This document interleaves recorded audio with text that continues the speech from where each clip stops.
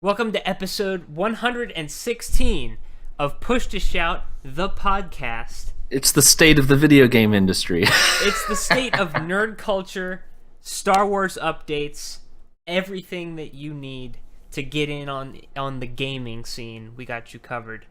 I actually played video games this time. I played some games too. Yeah, and some good ones. I want to hear what you've been playing though. Okay, I played a couple good games. One of them is the current YouTube craze, which is SCP Containment Breach or something like that. Yeah.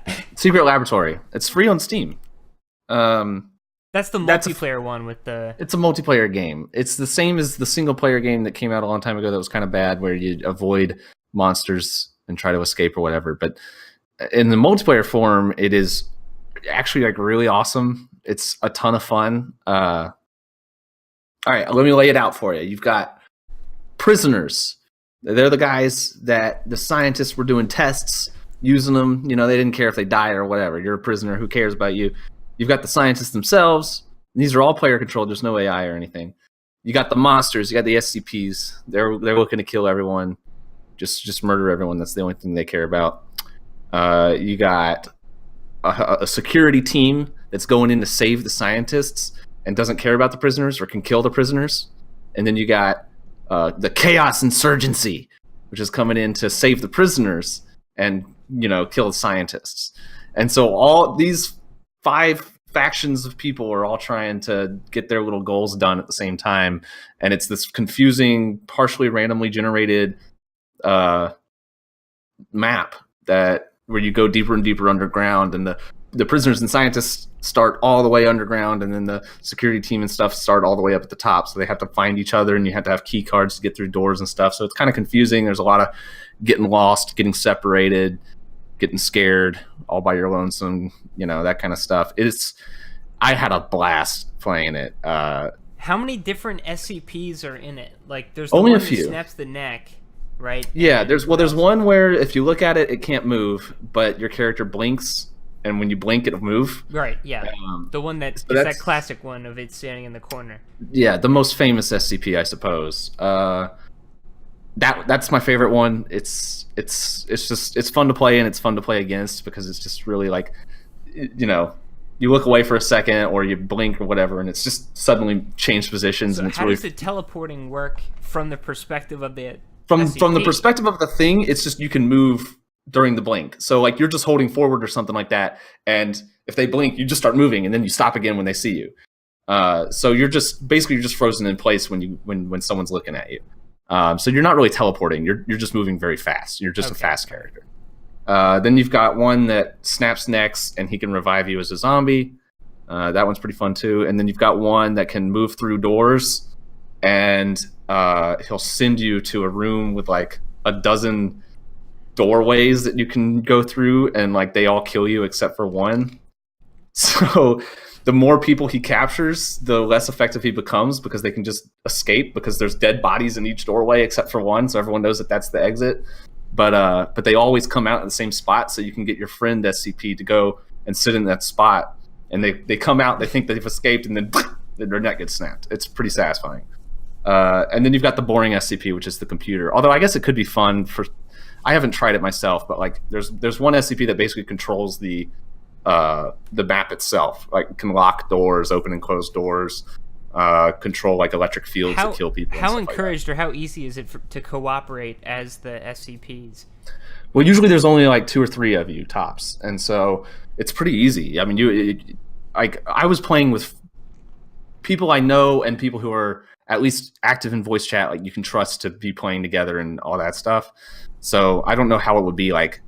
I guess people join public servers and play, but I doubt it would be that great of an experience. It's one of those games where, again, you kind of need a group of people to play or something like that. Like, sure. but it's I don't know. People who do play it online randomly probably all use voice chat and stuff like that. So maybe it's not that bad. But like when I was the one that would teleport people to the rooms, I was always telling the other CP like, "Oh, I'm sending someone through," and then he'd like try to find them and kill them if they escaped and that kind of thing. So.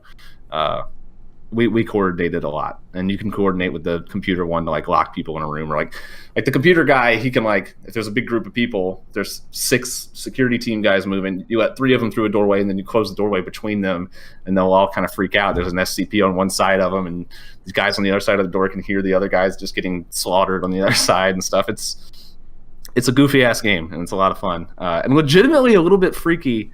Like, you play it for long enough and you learn the mechanics and stuff, and you just start to see it as a video game. But like the first few times you play it, if you get separated from people and you're all alone and you know there's like an SCP hunting you, it is scary. It's pretty it's nerve-wracking. So yeah, that's fun, and it's free.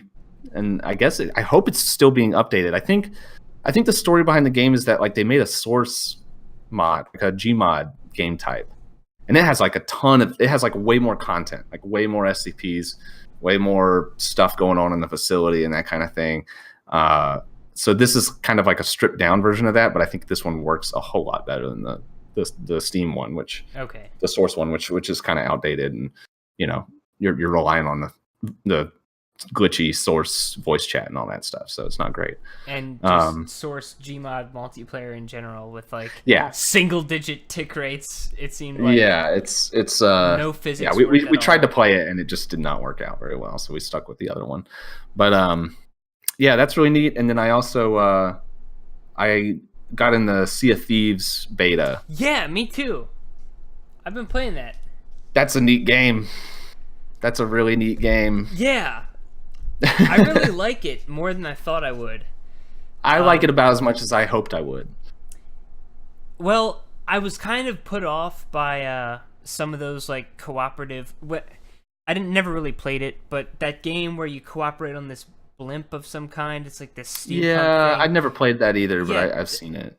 That didn't appeal to me so much, and I kind of got the vibe that the gameplay might be similar to that, but it's worked out really well. Like, so when you're sailing the ocean just freely, plotting out a destination, or on calm waters, aren't being attacked, then you basically have enough people in a crew of 4 to competently handle the ship and do what you need to be do. as efficient as possible. Yeah, so you got one person on the wheel, you got a person on the map, maybe somebody at the front steering you, and then you got another person changing the angles of the sails, and that's basically all you need to do. But as soon as you start getting attacked or something goes wrong, then all of a sudden you've got somebody needs to be on the cannon and somebody needs to be repairing holes, and then it's just it can get frenzied and just really, really chaotic and fun. Especially when other people are like jumping on your boat and trying to hack at you with a sword and burrowing below your decks and like running around with a saber. The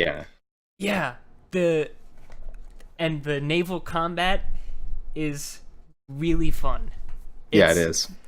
I remember there's so many cool moments. Like, we're approaching this group of 3 ships, and they're all these different angles and positions. So what's the best way that we can approach these guys? And you've got a lot of time to prepare, and so do they. Yeah. And, I remember last night I was playing this, and we had been fighting these guys for a long time. Like, we had exhausted all our wood repairing our ship, and so it got down to this ridiculous maneuver where we crossed the ship. We had fully loaded cannonballs, 5 loaded on each side, I think it is. As we crossed them, 1, 2, 3, 4, 5, all shots directly into them. Drop the anchor immediately, whip it around, blast the other 5 cannons. Anchor turns are pretty good. I like it a lot. It's also one of the best looking games that I can even think of ever. Like the way that the sunset looks and the ocean lighting is just unbelievable. Like, it just looks so amazing, and it's just fun. It's nice to be like out on the open sea and people are playing their music and stuff, and you're just looking around at the ocean as your boat rocks over the giant waves and stuff. Like, it's just a very satisfying game to just experience. It looks and sounds and feels pretty incredible. I'm worried. I have no idea what to expect content-wise from the full game. because if it's just like the beta with a few more things, it's not going to be nearly enough content to be a video game. It needs something in there to like really keep people playing it, I think. But I have no idea what they're planning. I've heard that there might be like sea monsters and stuff in the full game, so hopefully there's a lot of other stuff that they'll be supporting the game with, because right now it's very thin, but it might just be thin because it's a open beta or alpha or whatever. So closed beta. Yeah. Closed, yeah. I pre-ordered the game. When I saw it, I was like, I think I could buy this game and not regret that purchase. So I just pre-ordered it and got the beta. But same. Yeah. And honestly, it's $60. So I think the gamble was worth it to me. But I mean, I think it'll be worth it for anyone who has friends that are going to play with them, and you know, definitely need a group to play with. You're going to have a blast with your friends, even just one friend doing a small boat. You're going to have a blast with this game for sure. But I do hope that it has some longevity to it, because it's the beta or alpha or whatever it is very small. One thing I wanted to mention while we were on the game, and you mentioned just how beautiful the ocean is. It reminded me of the Wind Waker, not in like art style exactly, but more like the wonder and the beauty of it, like the color. Yeah. I mean, it's not the cartoony cell shaded ocean. It's like kind of realistic in a weird way. The oceans, I think, looks extremely realistic. Everything else has a slightly cartoonish look to it, but it pulls it off really well. The map reminds me of Zelda, the way that like everything's kind of close together, but you have a long enough journey that it feels like you're making a bit of a adventure. It reminded me of Wind Waker too, absolutely. But it's a neat game. I've heard of another game called Black Wake. Sorry. I think it's Black. Sorry, last thing about that. Notice how that whole time we didn't mention the treasure hunting or the on-land stuff at all? I thought that stuff was pretty weak.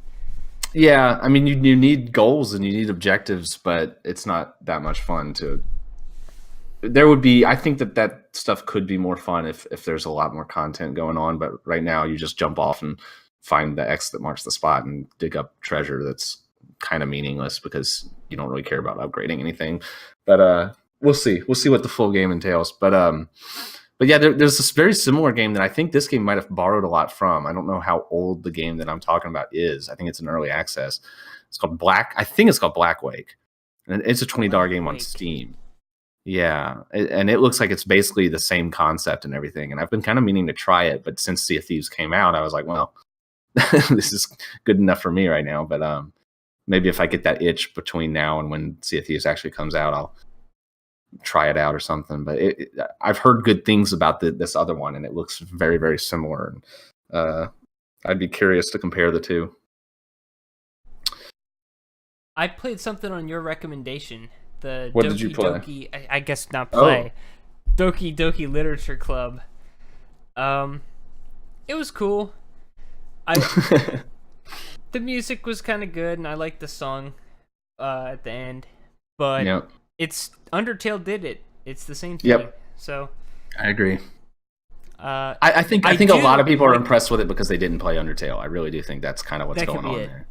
I mean, not that it's I still think there's a lot of overlap, though. I think. Yeah, but it's not like it's the exact same thing as Undertale. Like, I don't want to like set people's expectations wrong about the game or like give a wrong impression of it. Like, it's doing something different. It's emulating a very different kind of game, obviously, like the visual novel versus the. But like, broadly speaking, this is the Undertale of visual novels. Are the same things that. Yeah, this is the Undertale of the visual novel genre, and it's less long and less good and less substantial. Has just a lot less going on. Yeah, but it's still good, and it's well done, and it's free, and it's made by Dan Salvato, who the name when I saw it I was surprised because I knew that guy, not personally, but he is pretty well known in the Melee community, not as a player, but as like a tech guy. So he made this software, a version of a popular mod for Melee called 20XX, which is like a training mod where you can have like the hitboxes be a certain color during certain states, and do all these different settings that aren't officially supported in the game, Hmm. and like strike stages for tournaments, that stuff. He found a way, or developed a way, to put that on an actual memory card and put it into your GameCube and run it live on an actual Wow. console. And then he just like mass produced those and distributed the memory cards. So that guy was like always cutting edge in like, you know, making the emulator better and doing all that kind of stuff for Melee for years. That's So interesting. it was really cool to see him actually make like a little visual novel game thing. People are good saying for that him. what this actually is like an ARG for an upcoming game that they're making. That guy in his studio. I don't know if it's just him or if it's him and a few other people or whatever, but I guess the reason it's free maybe is that it's almost like an ARG advertisement kind of thing because apparently you like go into the code or you look at like You see, one of the poems is encoded with something and it sounds like it might have something to do with their upcoming project or something like that, and I have no idea that doesn't what it would really be, matter so much. It's their first game. That no matter Oh, what, way you look and at it stands on its own. Yeah. It stands on its own. I think it's it's respectable for what they did, but I'm just I don't know. It's kind of it's interesting if they're making. I wonder if they're making something like extremely different, or maybe they're going to kind of stick with that same kind of thing. And I don't know how you could continue to do a parody or subversion of the visual novel genre. It would have to be something different, I would guess. But it's a hell of a way to advertise your upcoming game. But yeah, I think it's cool. It's cool. It's free. It's pretty short.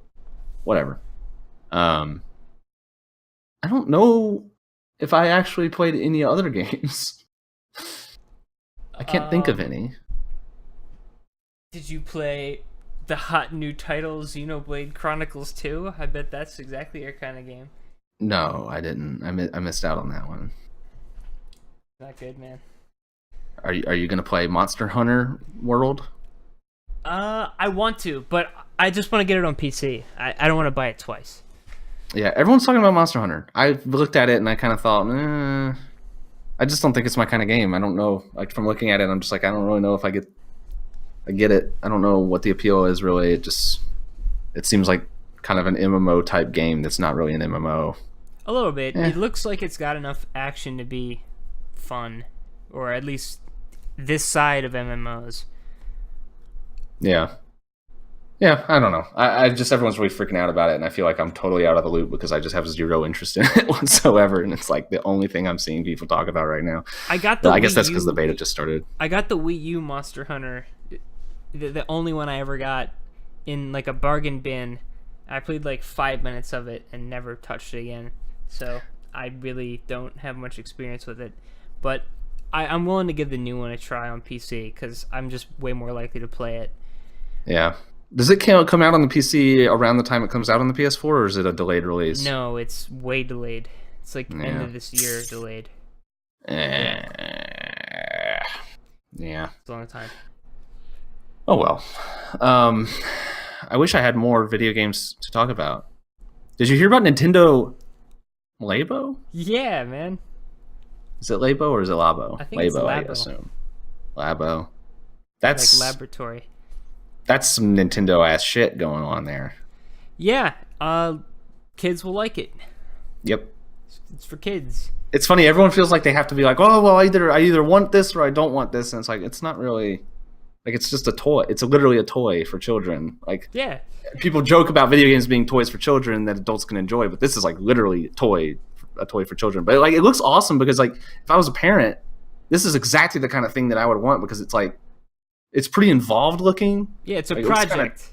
difficult to put together. It's going to take some time to do, and like that's a great thing to like do with your kids, and everyone will have fun, and it'll be a nice, satisfying experience for all involved. And people are like, well, it's what $80 or something like that. And it's like, yeah, so, and you get the software that goes along with it. Like I don't know. I don't understand the criticism, but It's not that's neat. something you need to have an opinion on. You don't need to Yep. be like having. It's a toy for children. Yeah, you don't need to have wisdom to share about the new cardboard toy for kids. Nope. Also, Well, this is completely unrelated, but I do want to talk about it. Have you ever seen The Thing? No. The Thing is a very, very good movie that has nothing to do with video games. It is, I guess I've always heard of it as being this iconic movie with great gory special effects and all that stuff, and I've never really, I've never like gone after the old style horror movies and stuff, but like I watched it and I enjoyed the hell out of that movie, and I kind of want to see it again. Actually, it's I don't know. I don't know what to say about it. Really, I just wanted to mention it. What do you like really about good. I know nothing about it. All right. It is a the setup is these guys working on like an Antarctic base, and basically there's some sort of creature or something that can imitate people, that like kills them and imitates them. And so it starts, it gets in their little camp or their little base, starts taking people over. Nobody can trust each other. Everyone's turning on each other. People are burning each other with flamethrowers, that kind of thing. And it's just your classic, like, people trapped in the middle of nowhere horror movie setup. And it's just good. Okay. It really does genuinely have extremely good practical special effects of like people morphing into this monster and stuff. Like it's really, really gory, and not in like a realistic way, but in a very impressive way. Like it's really cool looking.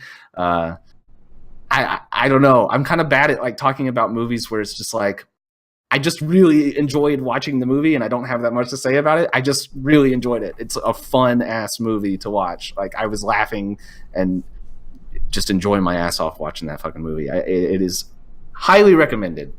Highly recommended. Very, very fun. When did it come out? 82? Okay. Something like that. It's one of those early 80s.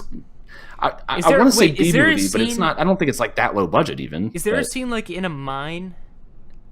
There's like some underground stuff going on. Okay, I walked in on this movie like at the end, like on TV once. This sounds familiar now. Yeah, the end would be a hell of a place to walk in on it. But yeah, I'd say pretty much any part of this movie is a hell of a place to walk in on it. This movie starts with a shot of a UFO coming down and crashing into the earth, and it's like, oh, okay. I guess right off the bat, they're just going to tell you, oh, it's aliens. By the way, like it's aliens, which was kind of funny. But and then the next shot is of a helicopter chasing down a dog in the snow and shooting at it with a gun, and then throwing grenades at it from the helicopter. It's a bizarre movie. It's a lot of fun. It's got Kurt Russell in it, and I cannot recommend it enough. It's fantastic. I saw a movie too, The Post, Tom Hanks. It's okay. It was the new Steven Spielberg movie, and it was pretty obvious what they were going for. There's several scenes in the movie where they give like an impassioned speech about like the freedom of the press and standing up to the presidency and all that. So, I mean, it was kind of heavy-handed, and it, but it also is pretty predictable. It's like one, it's a historical story. You know what happens. And two, it's like probably one of the more feel-good Spielberg movies. It's got a kind of E.T. vibe with just how right everything goes for everybody in the end, and there's soaring music, and it's but it's very well made. Steven Spielberg knows how to direct movies pretty well, and it's great. It's very well acted on a technical filmmaking level. Fantastic, but not all that memorable. It's something to do. I played some more Cuphead. I don't know how much I talked about it last time. I think I was only like a little bit into the game. I played some more of it now. I'm liking it more than I thought I would. Like, I thought you would love that game because of it kind of its similarities to like Cave Story and that kind of stuff, like 2D platforming. It's nothing like Cave Story. It's way more about. Well, it's way closer to Contra. Like Cave Story is a lot more like an adventure, and Right. it's not so strict on the platforming well, Cuphead's really not about platforming either. It's all combat. And Contra, okay. Contra was one of the first games I ever played. Like the first games I played were on my dad's old original Nintendo. And Yeah. so Contra and like Mario were some of the first games ever, and Contra was cool because it was co-op, and so was Cuphead. And they got the spread gun, and all that is in Cuphead also. Yeah. And what Cuphead does a really good job of, and probably even better than the Contra games that I like so much, is just the responsiveness of the controls. It really does hold up to the amount of skill it requires to finish the bosses. Not skill. It's you need to learn how the boss moves. Yeah. And when you're safe to attack, and once you figure it out, then if you can execute it, which isn't terribly difficult, you'll be fine. It's not an easy game, but the difficulty's definitely been exaggerated. You just gotta figure it out, and you'll die several times. I was having very little problems with it until the bullet hell boss, where you're flying the plane and you have to dodge like swarms and swarms of projectiles, and I was like, well, this isn't fun, and I haven't played it since. Are you talking about the moon or the genie? I beat the genie, so I must be talking about the moon. Okay. It had a lot of stages to it, and I guess there were some stages where like it would just start like near Automata style, just start pumping out bullets, and you have to like move between them like really, really, really detailed, and I was not having fun with it at all. I was not enjoying myself. I was like, this sucks, and I hate it, and I want to go back to I want to go to another boss, because it's like the first boss that like really pissed me off. All the other ones, some of them I had some trouble getting through, but I never like felt like I was getting just pissed off at the game until that boss, and I was like, well, I guess this is where I'm going to stop playing, because I don't feel like this is worth it. But I was probably over halfway through the game at that point. But yeah, that one boss just, I don't like bullet hell stuff. I really hate it. I like bullet hell elements, but I'm not like an actual Toho fan or anything. Yeah. Bullet hell games themselves, not my thing. So what you're describing doesn't actually sound like the moon boss. I think you might be talking about one I haven't fought. So maybe, yeah, I don't know. I can't remember which boss it was. I can't. The remember one what... I'm stuck on is the bee. I say stuck on. It's just the one that I. Yeah, the stopped on bee's for difficult. now. Yeah, I've tried that several times, and it's pretty hard. But it's I'm not not even at one the of the point harder where ones. I I want don't to give think, up. though. Yeah, I was almost, I won't say disappointed, because I don't seek out the really difficult games, but after all the talk about Cuphead, like I said, none of the bosses up until the one where I quit were like so difficult that I just was getting mad or anything. Like I never felt like I wasn't making progress and that I wasn't learning the boss. It's like a normal game. It's like, yeah, it doesn't, like, I don't think it. I don't get the impression that the game was made to be punishingly difficult, especially since you just instantly restart the boss. You don't have to like go through all the shit again or anything like that. There's just a few places where you're gonna have to repeat yourself a lot, but that's kind of just in the style of old games where, you know, yeah, they're difficult, but they're not like children played those games and did just fine. It's just a matter of having the patience to do it over and over and learn what you need to do. So yeah, I don't know. I guess it was the whole pre-release game journalist thing where, you know, are games too difficult? You know, should games make you feel bad? That kind of thing.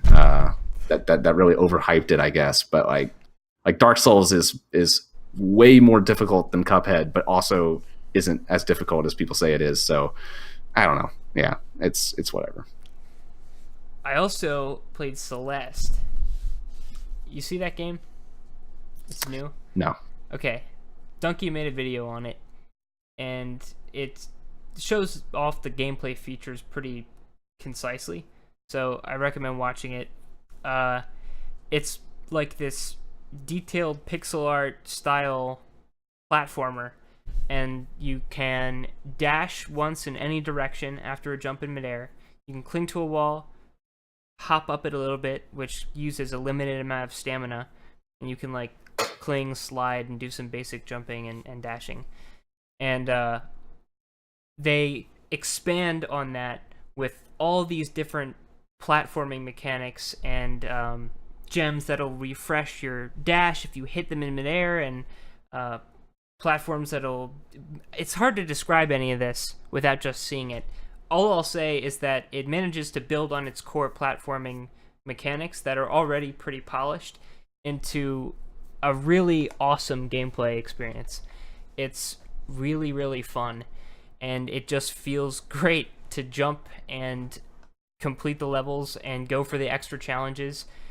It's a lot like Super Meat Boy in a way, where you have very frequently checkpointed, intense platforming challenges that really do ask a lot of you. And I guess this game, more than Meat Boy was more about execution, I think. This game is got an element of planning to it. So you'll see, like, okay, above these spikes, there's a strawberry, which are the collectibles. And there are just these two surfaces that I can cling to safely. And I've got one dash to spend. So how am I going to get that above those spikes, hop back over to safety, and also have enough stamina to hop back to, you know, the lowest platform or something? Yeah. So it's about planning out your route through these little challenges, figuring out what you need to do, and then on top of that, performing it well. And I think that's a good balance for a platformer. I'm having a lot of fun with it. And I've never heard of it. yeah, it's worth checking out. And if you like Meat Boy at all, then you'll probably like this game a lot. And I also think if you didn't like Meat Boy, if you weren't crazy about it, you probably won't like this game too much.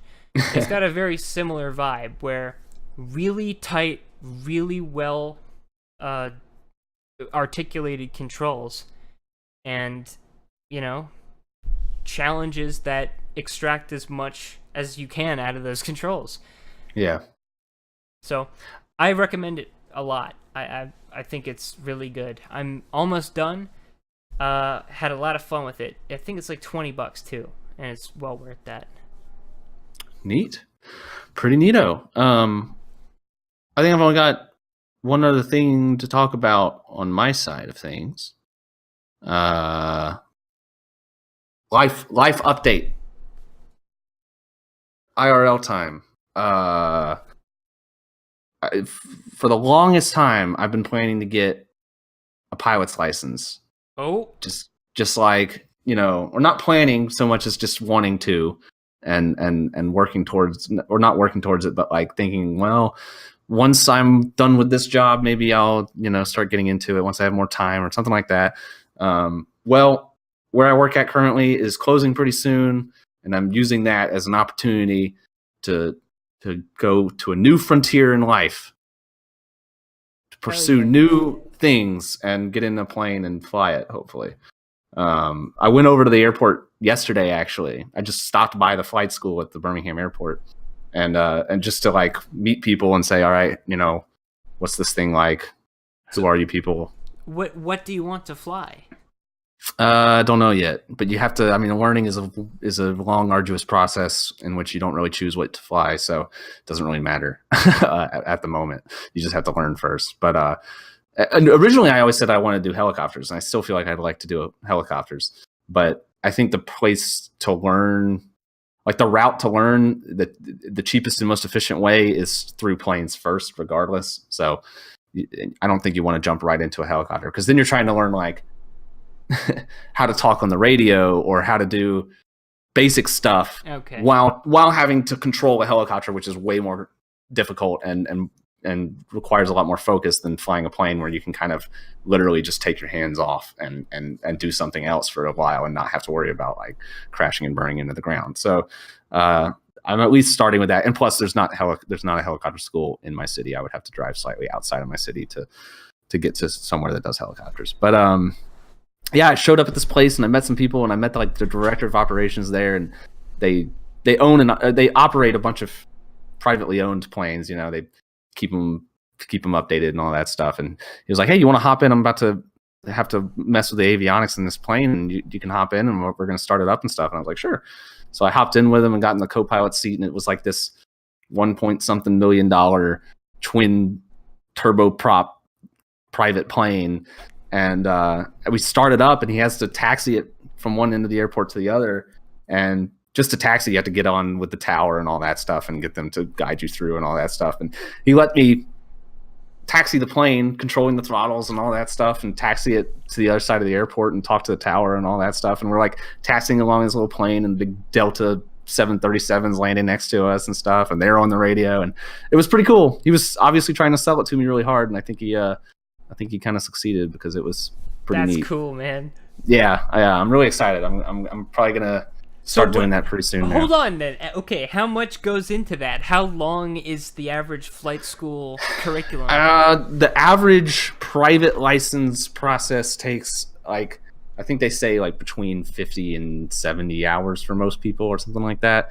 I guess that's specifically of flight time. Or maybe that's I think that's flight time in particular. So you're also doing like classroom time and that kind of thing, and you have to take exams, stuff like that.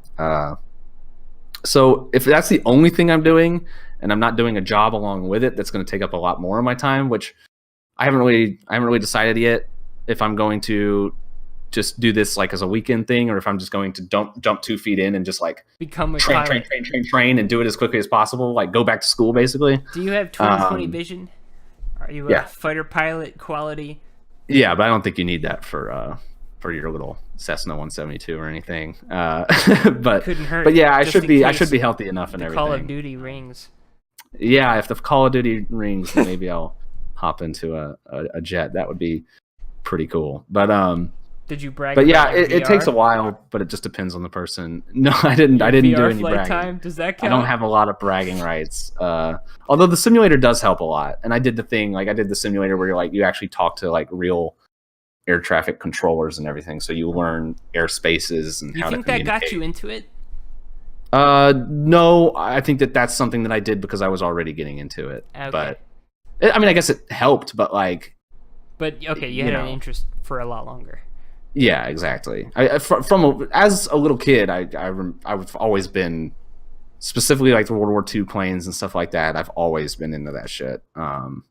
And actually, over the weekend, I was in Georgia, and there's like a restoration project in this small town in Georgia, Douglas, Georgia. It's I don't know who these guys are really, but their whole thing is that they restore old World War II planes to like brand new mint condition, flyable and everything. And I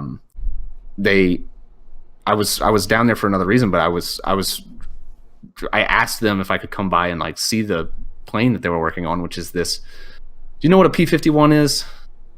It's like it's the most iconic American fighter of the war, and big, powerful fighter airplane. And after the war, I guess they decided that they needed it to do like to go longer ranges and stuff, and so they just literally put 2 of them together.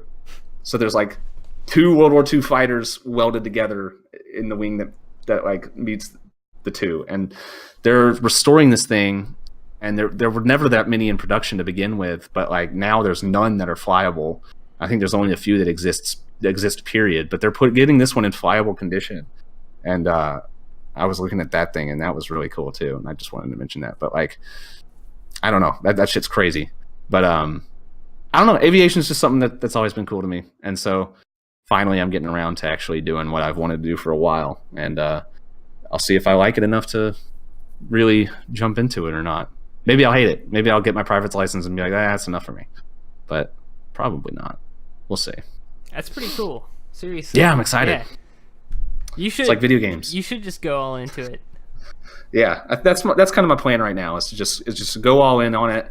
It'll be tough for a little while, but it's a shorter period of time. And what they say is like If you're spreading out, like if you're doing lessons over the weekends and you're just getting a few hours a week tops, then like it takes a lot longer because you're learning those skills a lot slower, and it's just not as good as getting your head into it. And yeah, it's not just practice that makes somebody good at something. It's consistent practice. You can't just accumulate a total of however many hours of practice and just be fine. Like you've got to be keeping it fresh. Yeah, because you do get rusty. Yeah, and it's definitely not like riding a bike or something, because there's so much going into it that it's not something that just comes naturally. It's something that you really have to think about and do over and over and over and over.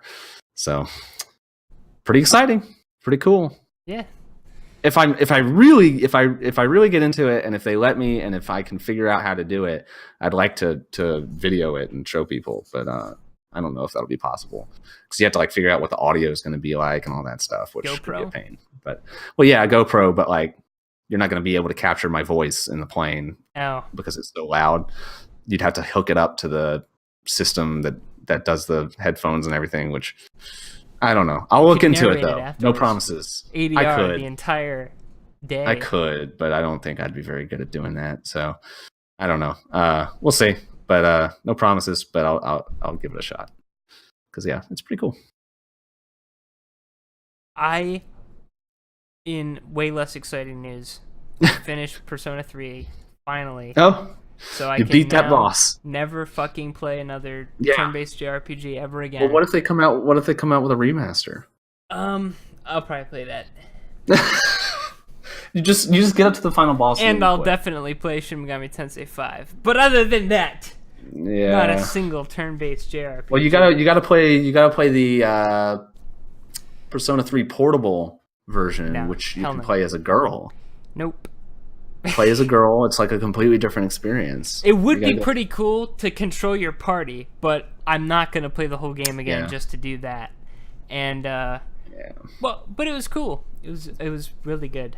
That series is great. I'm glad I played it. I think altogether, with all the new game pluses that I did, I played like 500 hours of Persona last year after never playing a single. Holy fucking shit! That's a lot of Persona. And now I feel like I've had my fill. Like I was originally at least for a few months. I was originally planning to play Shin Megami Tensei Nocturne. I don't have the stomach for it right now. I'll just some other time. That's impressive. Have in a way. Seen Devilman Crybaby on Netflix? No. It's a new anime. It's I don't know. I think I'm late to the party on this. It might be an established thing for a long time. I think it is, but I hadn't heard of it until now. And it's this really out there, really gory, and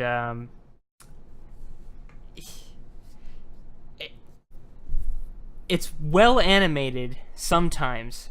Sometimes it has some of the coolest shit, like the most detailed, horrific transformations of flesh and bone, and just really gruesome. I mean, it lives up to the Devilman name, where there's actual devils like ripping humans to pieces, and it's animated in meticulous detail.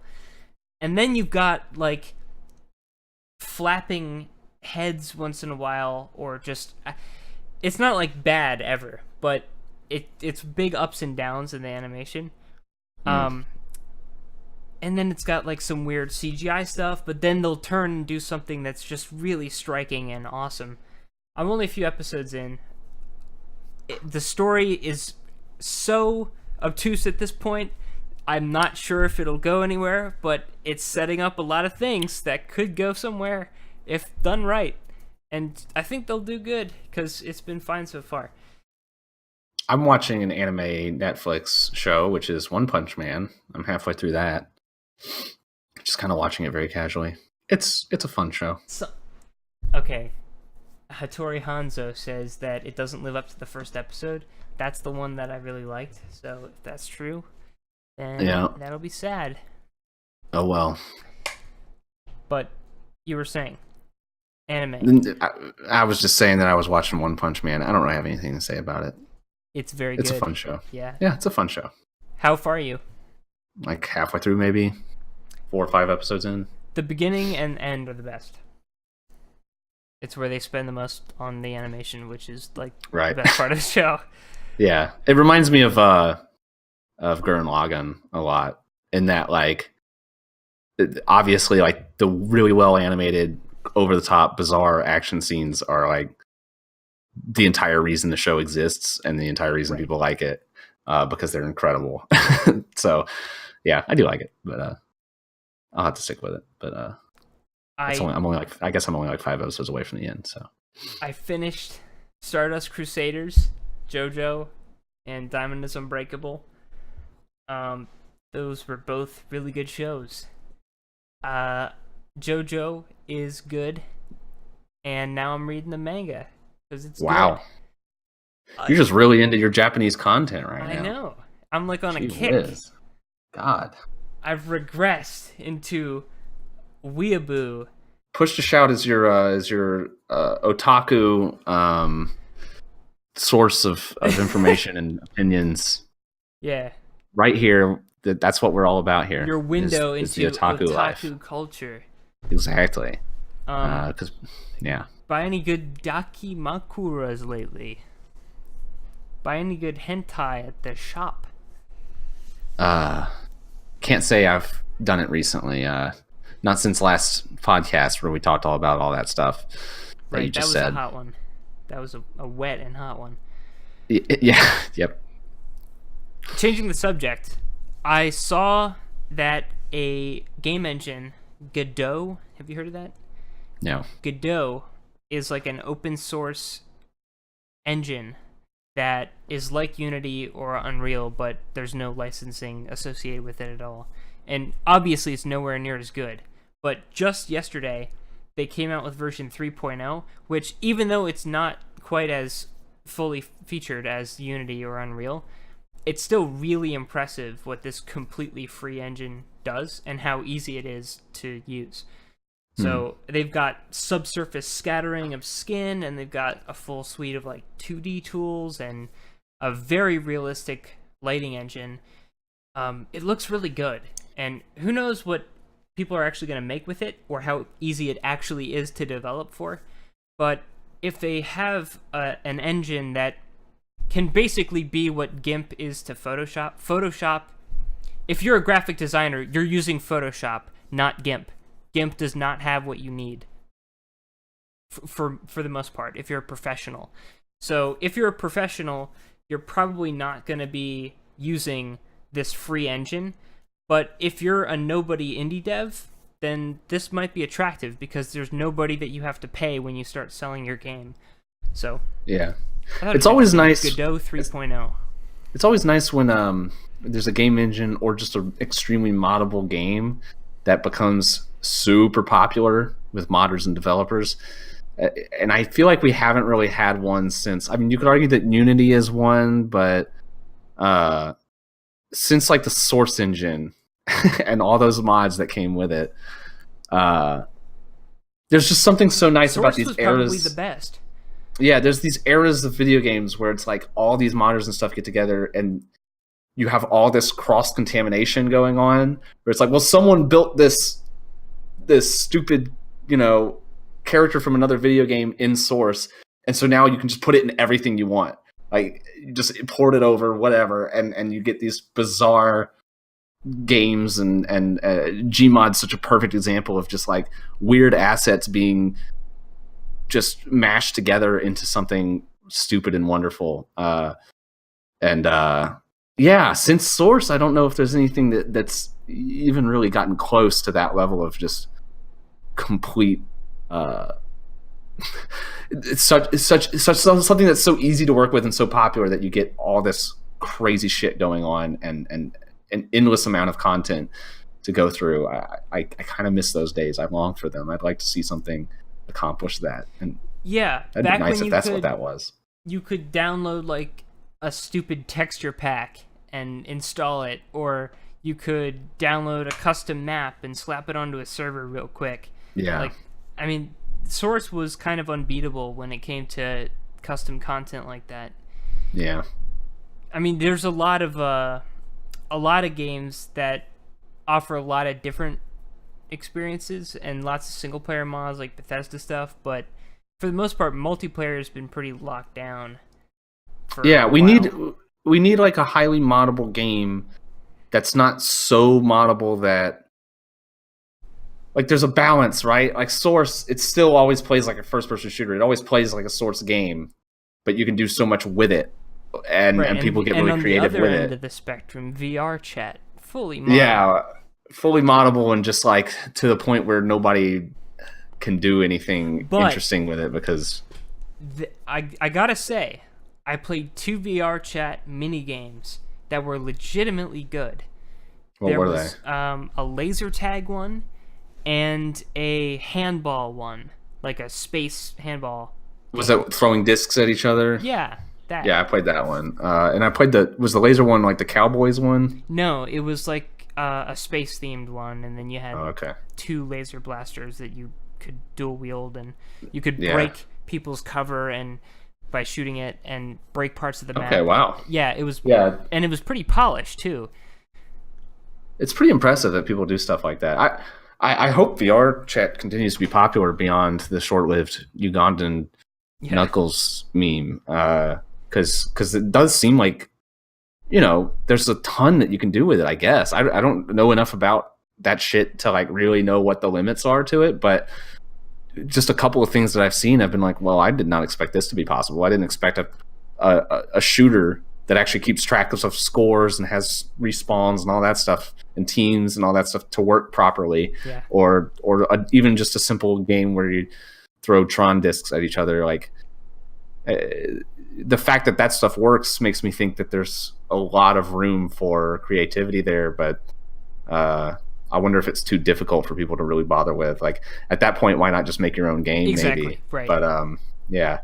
And yeah, that's what makes something like Source Mod so great, is like it doesn't require that level of effort. You already have your game, and then you can like get really creative with all the dressing. But I need to jump back in VR chat. It's been a couple weeks probably since I've been in there, and there was every time I got in there was something new that like I like that it has this menu where it shows kind of like what's trending or like how like the stuff that's really popular.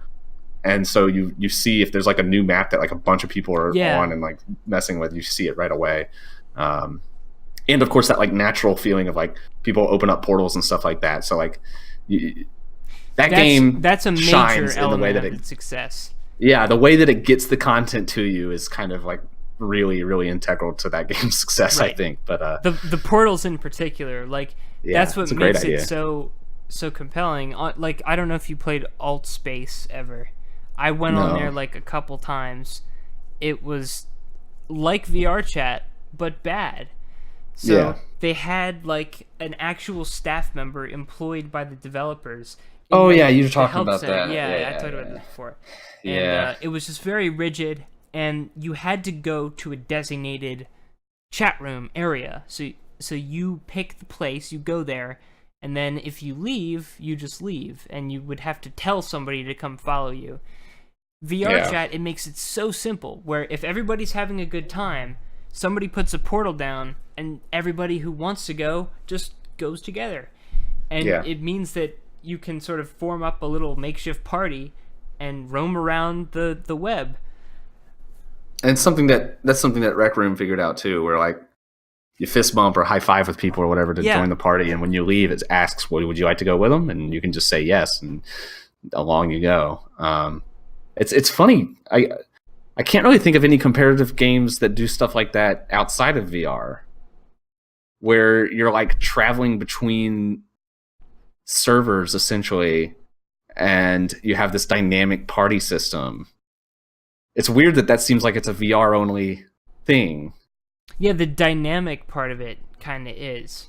Because there are games where you can make a party, like Destiny will obviously, that's the menu or whatever. But, since the 360, that's been a thing, but there's nothing where you just the dynamic part of it. Approach somebody randomly and it's really easy to just take them along with you, or vice versa, and it's really cool. I'd like to see I'd like to see that done in more places. It's just I guess part of the reason you see it in VR is because you have less of a although VR chat's open to non-VR people, so maybe that's not true. But I was going to say you have less obnoxious people, like people you don't want to hang around with at all, that kind of ruin it for everyone. But like, I'm talking about fucking VR chat right now, where you have 1,000 little knuckles running around clucking at you. So right. That's not true. The people who actually have VR tend to do more than that. Yeah, that's what makes Rec Room so great. Is like you don't feel like you're overwhelmed with just like, oh, it's the internet. Like you join a Call of Duty server and the first thing you do is you mute everyone. I remember doing that on 360. Just mute every single person in the fucking room because you don't want to hear any of it. Some guy. Well, I never muted anybody. I love that can be part of the enjoyment, but if you're just playing with your friends, like just mute everyone because you don't want to hear any of that bullshit. But you're right that is part of that can be fun in itself. While we're on VR, you gotta play Ethan Carter VR. Don't Really? even like play it for long. You don't have to like play the game that way, even though I'm considering it. It's a free upgrade to the game? I don't think it's free. It's free. But it is the best looking VR thing. Wow. It's just unbelievably good looking. It's a very good game. The game is whatever. This is it's a good game. It's a great game. Yeah, great game. Thumbs up game. But the VR experience is absolutely unbelievable. You play it with the gamepad. It's not motion controlled or room tracked or whatever. I guess it is room scale, but you can just stand up and walk around. That's it. It's very simple to turn with the joystick. It feels perfectly natural. You can run if you want. You can crouch. You can turn on whatever comfort settings you want or turn them all completely off. And I haven't seen a VR game look this good. I don't know how they were able to get the visuals looking that good, and it seems like it made very few compromises, even though I know that they have to. Like, I'm trying to see where they cut corners, and it's really hard. I haven't. Also, like the photogrammetry technique that they use, for some reason, it makes it look really good up close, right in your face in VR. Yeah. It is really needs to be seen to be believed. If you aren't impressed by this thing, then I'd be shocked. Maybe I'll check it out. We'll see. It looks good. It's probably the most realistic VR thing as well. Yeah. Where it's not going for any kind of cartoonish style or have you simplified done look. Did you do the lab or whatever, the free thing that comes with? I did, yeah. That you download on Steam. That stuff where they do the 3D photo rendering of some areas, specifically the one on top of the mountain. Did you see that? Yeah. Where you can. Right. That stuff's really impressive. It is, yeah. But it's not a game. I mean, that's not a video game. It's right. Very that's simple. The difference. It's basically just a panorama that's in 3 dimensions. But yeah, walking around an entire video game world, a game that you've played before, and you're in it now. A very basic thing that just really was like, wow. The start of the game where the camera is just pushing through the tunnel? Well, now you're actually in the tunnel, and you can look up and around, and it's just very cool. Very that'd be interesting perspective on that game. That's something I'd like to check out again anyway, so that sounds cool. They're very technically competent developers. That much is very clear. They did a good job making this game play naturally in VR. It's really easy to interact with stuff. They made some changes, I noticed. Like, the little traps that you trigger in the very first area when you walk out of the tunnel? Those aren't in the VR version. There's nothing that jumps out at you at that part. But the part immediately after that is the same. So that must have been a choice that they made to alter that Maybe they part. just didn't want to make people uncomfortable because it was the kind of thing that a lot of people would probably be experiencing VR for the first time, and I guess you don't want a jump scare.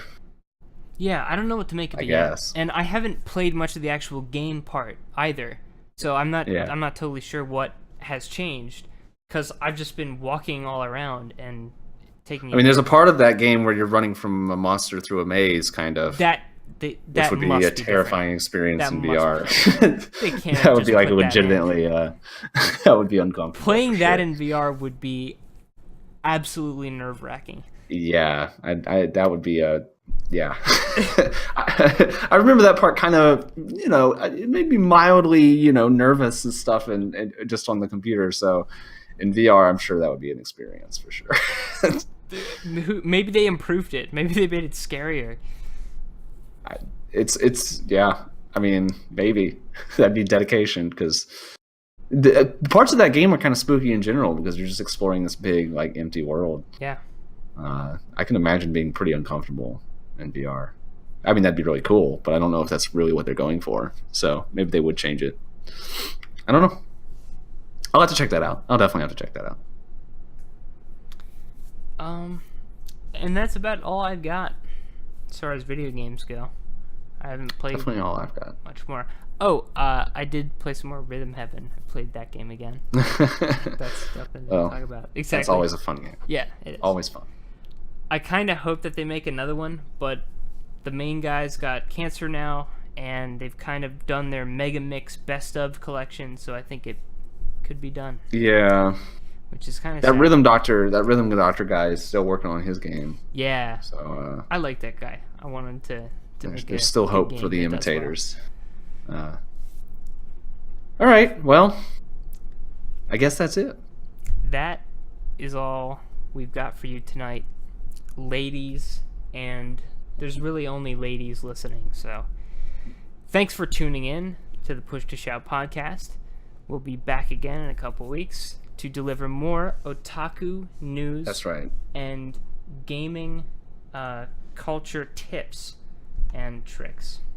Yeah, hot tips.